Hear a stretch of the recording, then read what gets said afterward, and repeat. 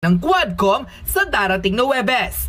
Hindi man diretsahang sinabi kung ano ang rason, ngunit tila ilan sa mga netizen ang nagsabi na mapapahiya lang raw kasit ulit sila sa dating Pangulo, lalo't isang beses nga lang raw nilang nakita at nakaharap ang former president sa pagpupulong, pare-parehas pa silang napahiya sa harap ng publiko. Hindi, nakita naman kasi nila yung lakas ng impact ni Tatay Digong. Di ba? Nakita nila kung paano sumagot si Tatay Digong sa kanila.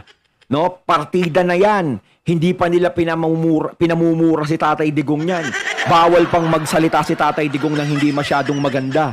O, si Trillanes nga lang tsaka yung iba yung nilabasan, pero si Trillanes talaga yung matindi. No? Medyo hindi na nakapagtimpi si Tatay Digong na naiintindihan naman natin. Kaya niya nagawa yun. Lulo ka. Lulo, Trillanes, lulo. Muntik na lumipad yung mic. Si Dilima,